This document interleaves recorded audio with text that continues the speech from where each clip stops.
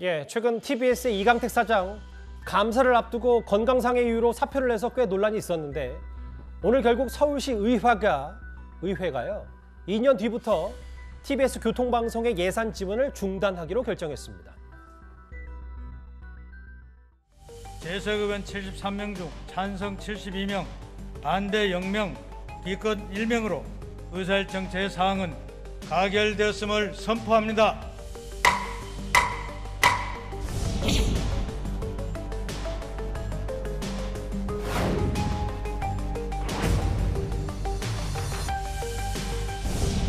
방송국 하나를 통째로 날리는 조례안이 지금 시의회에 올라가려고 하고 있습니까? 묻겠습니까?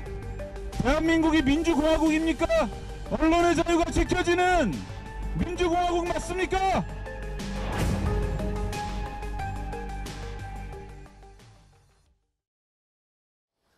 민주당 소속 서울시 의원들은 표결에 참여하지 않았고 이게 서울시 본회의를 통과했는데요. 승지현 의원님. 네네.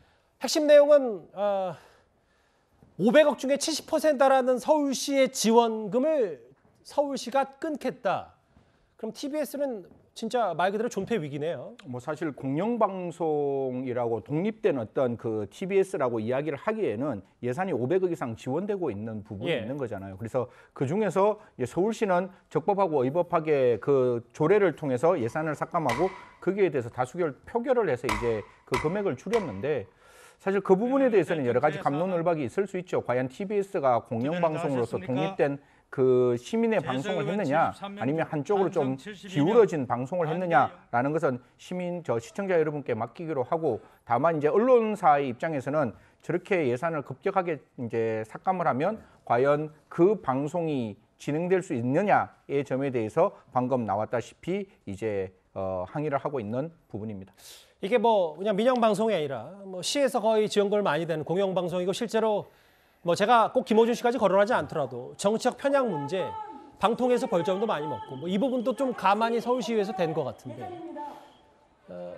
내부에서 꽤 반발을 하고 있는 모양이에요. 지금 화면에 보는 것처럼. 그렇죠. 아무래도 이제 언론 노조나 아니면 내부에 있는 구성원들 입장에서는 이제 본인들이 사실은 뭐 월급이나 이런 문제까지 영향을 미칠 수 있거든요. 예를 들면 조례안이 폐지돼서 지원금이 완전히 끊기게 되면 지금으로서는 운영이 상당히 어려워져요. 그리고 내부 구성원들도 일부는 또 회사를 나가야 되는 상황이 이루어질 수도 있습니다. 그래서 왜냐하면 전체 예산 70%를 지금 서울시의 예산으로 충당을 하고 있는데 그 70%가 완전히 사라졌을 경우에는 어려워질 수 있다.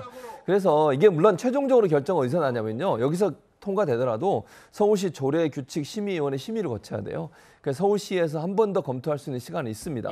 그래서 여기서 어떤 경우가 나올지 좀 지켜봐야 될 것 같고, 만약에 이런 식으로 되면 2년 후에는 그러면 자체적 운영 가능할 수 있도록 하는 방안들을 찾아내야 돼요.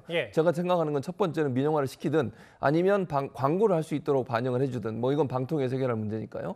그런 상황이 아니라고 내부 구성원들이 상당히 어려워질 수 있고 운영 자체가 상당히 큰 타격을 받을 수 있어서 어떤 변화가 필요한 시점이다, 이렇게 볼 수 있습니다. 김어준의 뉴스공장은 어떻게 되는 겁니까? 그러면? 그러니까 김어준의 뉴스공장은 당연히 폐지가 될 수밖에 없죠. 왜냐하면 지금 상황에서 그쪽 비용이 많이 들어가는 부분이 있잖아요. 물론 자체적으로 김어준의 뉴스공장에 협찬을 받거나 이런 부분도 있긴 합니다만, 아마 이런 예산이 줄어들게 되면 가장 먼저 제일 많이 돈이 투자되는 곳에 방송 프로그램 줄일 가능성이 있어서 그 프로그램이 없어질 가능성이 있죠.